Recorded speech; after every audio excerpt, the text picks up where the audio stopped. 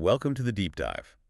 Today we're going to be looking at Vulture Capitalism Ooh, by Grace Blakeley. yes. You guys sent this one in, and I gotta say, it's really made me rethink some things about capitalism. It's Yeah. not just about, free markets and competition. Right. It gets into power dynamics that really affect all of us, Absolutely. often in ways that we don't even realize. And what I think is really interesting about the book is that Blakeley argues corporations aren't just economic players. Yeah. They're political forces. They wield this immense influence that often rivals that of entire countries. Wow. It's pretty alarming when you think about it. Yeah, right off the bat, she really digs into this idea of free markets, Uh-huh. which, it seems like it's more of a myth than reality. Exactly. Yeah, she argues that true free markets are practically non-existent. Right. Especially as corporations grow larger and more powerful. Makes sense. Think about the East India Company back in the 17th century. Oh, wow. Yeah. This company, it had the power to tax, create laws, and even had its own army. What? That's not just a company. It's almost like a mini government Yeah. operating with very little oversight. It really makes you think about who's actually in control Yeah. and, who benefits from this system. Right. And Blakely doesn't just talk about these historical examples. Yeah. She brings it right into the present day She does. with companies like Amazon. Absolutely. She calls out Amazon specifically for using its size and its reach to influence everything from, market prices to labor conditions, Oh. even to government policy itself. It's kind of scary. It is. And what's fascinating is that Amazon isn't just focused on those short-term profits. Right. They're playing this much longer game, Yeah. aiming for what Blakeley calls corporate sovereignty. Corporate sovereignty. I've never heard that term before. Yeah, it's a really interesting concept. What does it mean? So it's essentially the ability to operate with minimal constraints, from markets or governments. So it's almost like they're above it all. In a way, yeah. Think of it like this. Instead of raising prices to exploit their market power, what Amazon actually does is undercuts competitors, expands rapidly, and gains so much influence that they can practically dictate their own terms. Wow. It's a pretty wild strategy with some pretty big implications. So they're not just playing the market, they're actually reshaping it to benefit themselves. Yeah, exactly. And this brings us to something else Blakeley mentions, which is monopsony power.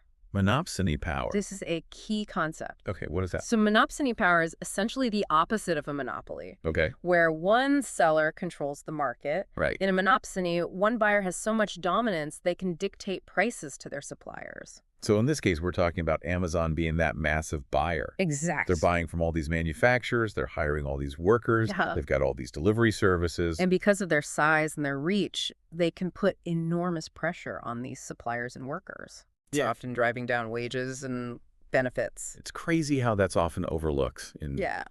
our traditional economic models. Right. Those models just assume perfect competition. Yeah. It's just not the reality. So if Amazon's in this position where they can kind of just dictate terms to its workers and suppliers, Right. what does that mean for the average person? Yeah, that's the question, isn't it? How does this actually affect us on a day-to-day level? Well, think about it this way.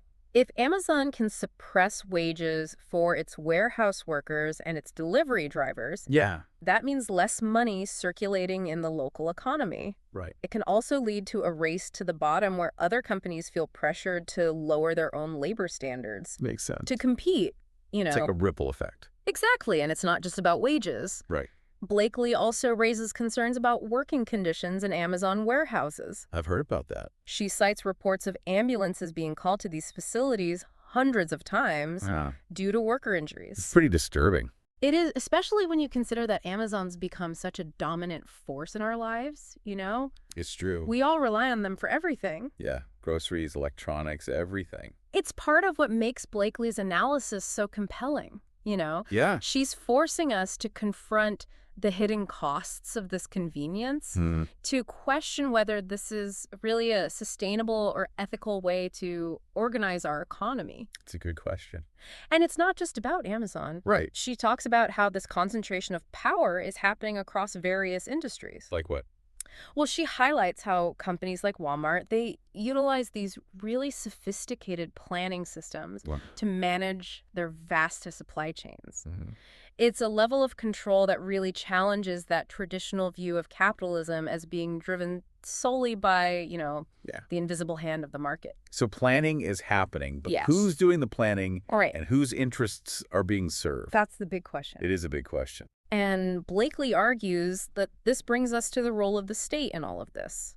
Okay, so the state's involved.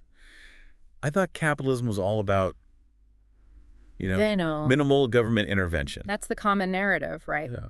But Blakeley challenges that. Yeah. She argues that the state, particularly under a neoliberal framework, Okay. plays a very active role in shaping markets Mhm. and enforcing rules that often benefit corporate interests. It's not about the absence of government. It's about whose interests the government is serving. Exactly. Okay, and when you say neoliberal framework, what do you mean? Yeah, that's a term that gets thrown around a lot. Yeah, I don't know if I fully understand it. So it's a complex set of policies, but essentially neoliberalism champions free markets, deregulation, privatization, Okay. and reduce government spending on social programs.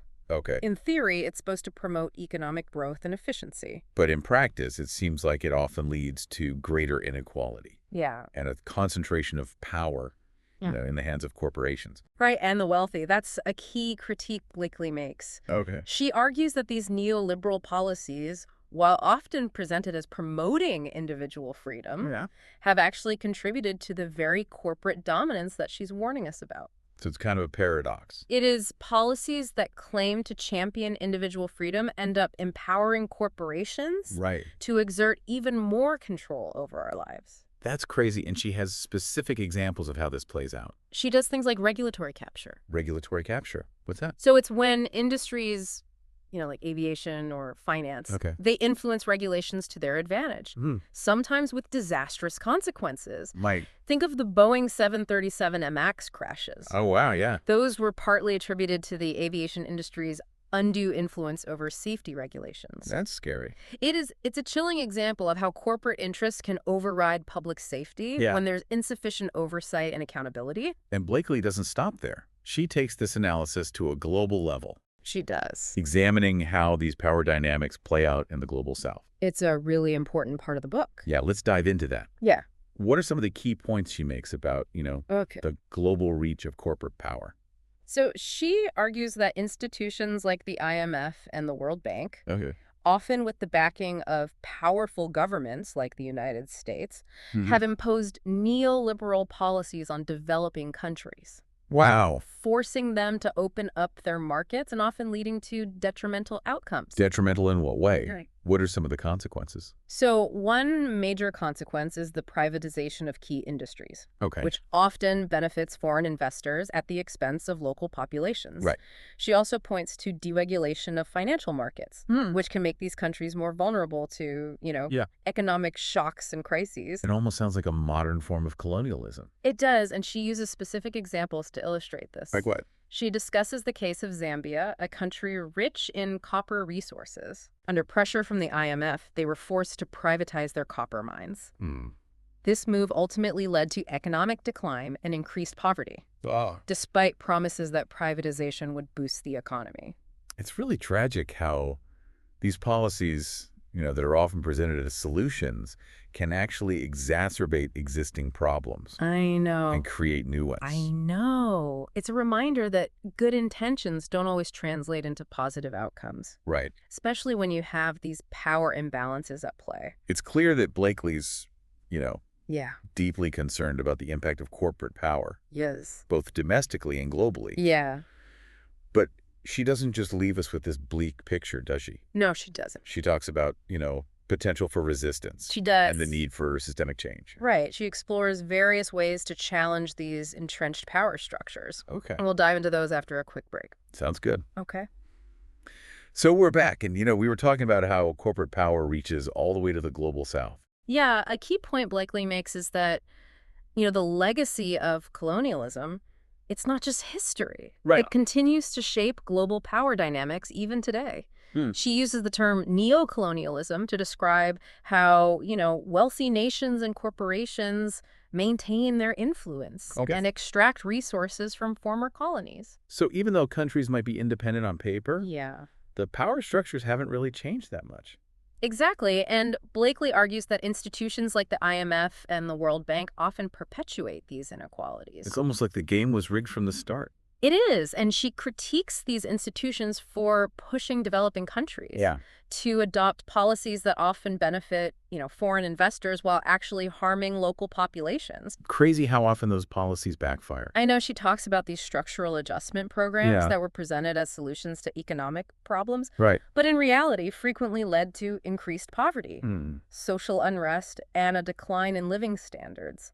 It's heartbreaking to see how these programs, with their emphasis on privatization and austerity measures, Yeah. can actually make things worse for the very people they're supposed to help. It's a stark reminder that good intentions don't always translate into positive outcomes, Right. especially when you have these power imbalances at play. So what's the alternative? Well, Blakeley argues that we need to rethink the way we approach development. Okay. She suggests debt cancellation for heavily indebted nations. That seems like a good starting point. It is giving them a chance to escape that cycle of poverty and invest in their own development. Okay, so debt cancellation is one step. But what about reforming those institutions? Yeah, like the IMF and the World Bank. Can they actually be reformed to serve the interests of developing countries? Blakeley acknowledges that reforming these institutions is a huge challenge. Yeah. But she doesn't rule it out completely. Okay. She suggests restructuring them to give developing countries more voting power and influence. So their voices are actually heard in those decision-making processes. Exactly, and it's not just about the global stage. Blakeley also brings this analysis back home to developed economies like the U.S. Okay. How does this all connect to what's happening here? She argues that financial institutions play a crucial role in enabling and reinforcing corporate dominance. Okay. In what way? Well, banks and investment funds, they provide the capital that fuels corporate expansion, mergers, and acquisitions, Right. essentially shaping the corporate landscape through their lending and investment decisions. So they're not just passive players. They're actively shaping the economy. Exactly, and Blakeley's really critical of what she calls financial parasitism. Financial parasitism. What's that? It's this trend of financial institutions shifting away from productive investments Okay. in the real economy Right. and towards these speculative activities. So instead of investing in things that actually benefit society, Yeah, they're just focused on making money for themselves. exactly. And she points to the 2008 financial crisis as a prime example of this. Yeah, that definitely exposed the fragility of our financial system. Right, and the reckless behavior of many financial institutions. Millions lost their homes and livelihoods. It did, and the banks that caused the crisis were bailed out by taxpayers. It's like the system is rigged to protect those at the top. And Blakeley argues that this pattern continues today, with central banks pumping trillions of dollars into the financial system. Wow, so the lessons of 2008 haven't really been learned. It seems that way, but Blakeley doesn't just leave us with a sense of despair. Okay, good. She offers some potential solutions. Like what? She talks about the need to democratize finance. Okay, what does that actually look like? One idea she explores is establishing public banks. Okay, what are those? These are institutions owned and operated by the government Right. that could prioritize lending to, community-based initiatives, Okay. small businesses and projects that align with social and environmental goals. So it's about redirecting those financial resources. Exactly, towards initiatives that benefit the common good. Are there any real-world examples of public banks working effectively? Absolutely. Germany has a strong tradition of public banking, Okay. with institutions like the KfW Development Bank playing a key role in supporting economic development and social initiatives. So it's not just a theoretical idea. No, it's a proven model that can be successful and sustainable. Okay, so public banks are one idea. Are there other initiatives that are working to democratize finance? Blakeley also highlights the work of community development financial institutions. Okay, I've heard of those. What are they exactly? They're also known as CDFIs, Okay. and they're essentially mission-driven lenders that focus on supporting underserved communities. So they're targeting those who have been left behind by the current system. Exactly, providing not just loans, but also financial literacy training and technical assistance. So it's about empowering individuals and communities to take control of their own economic futures. Exactly. And they're demonstrating that a more just and inclusive financial system is possible. That's really encouraging to hear. But Blakeley's analysis goes beyond just reforming the financial system. It does. She also explores a range of alternative economic models. She does things like worker ownership, community ownership, and democratic planning. Okay, let's unpack those. What's the core idea behind worker ownership? It's based on the principle that those who contribute their labor to an enterprise Yeah. should also have a stake in its ownership and decision-making. So it's about giving workers a real voice in how the company is run. Exactly. This can take various forms, Like what? from worker-owned cooperatives where every worker has an equal vote, Okay. to employee stock ownership plans, which grant employees partial ownership of the company. So it's about aligning the interests of workers with the interests of the company. Exactly. And Blakeley points to the Mondragon Corporation in Spain as a great example of worker ownership at scale. Okay, I've heard of them. What are they? It's a network of worker cooperatives Okay. that has been thriving for decades, proving that this model can be both successful and sustainable. That's pretty amazing. Yeah. What about community ownership? How does that model work? Community ownership focuses on ensuring that land and resources Yeah. are managed for the benefit of the entire community, not just for private profit. So it's about making sure that development benefits everyone. Exactly. One example is community land trusts, Okay. which hold land in trust for the community. And how does that work in practice? They use the land for affordable housing or other community-serving purposes. So it's a way to prevent displacement and promote affordability. Exactly. And this model has been gaining traction in cities around the globe. That's great to hear. And what about democratic planning? What does that entail? Democratic planning involves giving people a direct say in how decisions are made, Okay. whether it's about how public funds are allocated Right. or how resources are managed. So it's about putting decision-making power in the hands of the people. Exactly. One example is participatory budgeting. Okay, and what's that? It's where residents directly decide how to spend a portion of the city's budget. Wow, so they actually get to propose and vote on projects that meet their community's needs. Exactly. Are there any examples of participatory budgeting actually working? Yes. It's been implemented successfully in cities around the world, from Porto Alegre in Brazil to New York City. So it's a model that's been proven to work? It has, and it's been shown to increase civic engagement, improve government responsiveness, and lead to a more equitable allocation of resources. These are all really inspiring examples. It seems like they all share this common thread of giving people more control over their own lives Yeah, and communities. exactly. But Blakeley acknowledges that implementing these solutions won't be easy. No, she emphasizes that achieving systemic change requires building broad-based movements, Okay. engaging in sustained political struggle, and challenging the entrenched power structures that resist these transformative ideas. So it's not just about coming up with good ideas. No, it's about mobilizing people, organizing effectively, and pushing for change at all levels. Right, and this brings us to the final section of the book where Blakeley dives deeper into the concept of democratic planning and its potential to address these challenges. Exactly. That's where she really gets into the nuts and bolts of how we can create a more democratic and equitable economy. So we're back and ready to wrap up our deep dives into Vulture capitalism. It's been a wild ride. It really has. You know, going from this myth of free markets Right. to exploring these inspiring alternatives, you know, these movements pushing back against corporate power. Yeah, it's hopeful. It is, and it seems like Blakeley's big idea is this concept of democratic planning. Exactly. She argues that democratic planning is really key to creating a more just and equitable economy. But what does that actually look like? Right. It's not about some top-down centralized control. Right. You know, it's about giving individuals and communities a real voice Yeah. in shaping their own economic futures. So it's about taking power back from corporations and putting Yeah. it back in the hands of the people. Yeah. How do we shift from a system where corporations seem to call all the shots Right, to yeah. one where communities have genuine control? Yeah. What are the steps?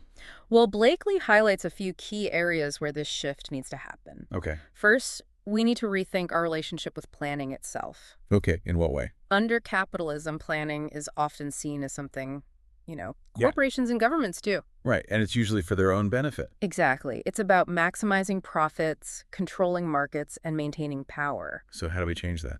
Well, Blakeley argues that planning can actually be a powerful tool for social good, Right. a way to create a more just and sustainable world. So it's about planning for people, not just for profit. Exactly. It's about harnessing the collective intelligence and the wisdom of communities Yeah. to solve problems and create the kind of future that they want to see. Okay, so how do we actually make that shift? Well, she points to a number of inspiring examples that are already happening. Like, what? She talks about worker cooperatives, where employees have a direct stake in the company and a say in how it's run.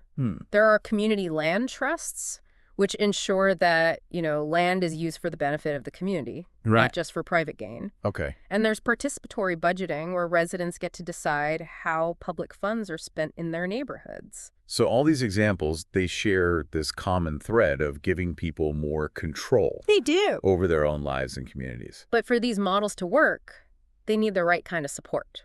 Okay, what kind of support are we talking about?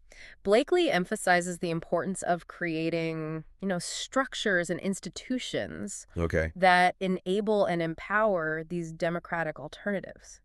Like what? She talks about things like public banks, Right. which could prioritize lending to community-based initiatives and social enterprises. Right. Worker ownership funds, which could help workers buy out their companies and transition to worker ownership.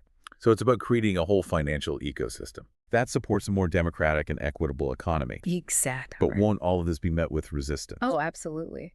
Those who hold power, they're going to resist these changes. Yeah, because they benefit from the current system. Exactly. But Blakeley reminds us that throughout history, Yeah? progress has been driven by those who dared to imagine a different world Right. and fought tirelessly to make it a reality. Makes sense. The labor movement, the civil rights movement, the environmental movement. Yeah. All of these movements faced enormous resistance, They did. but they ultimately succeeded in bringing about significant change. So it's about having the courage to challenge the status quo. Exactly, to push for a system that prioritizes people and the planet over profits and power. Blakeley's book, it's not just a critique. It's a call to action. This has been a really insightful deep dive. It has. Vulture Capitalism is a challenging read, Yeah. but it's also incredibly empowering. It's given me a lot to think about, and it's inspired me to look for ways to get involved, Yeah. in building a more just and equitable world. And that's what we hope this deep dive has done for you as well. Yeah. We encourage you to explore some of the ideas and solutions that we've discussed. Right. There are countless individuals and organizations already working towards building this better world. Absolutely. Find what resonates with you and join the movement. Because a better world isn't just something we hope for. It's something we create together. Until next time, keep diving.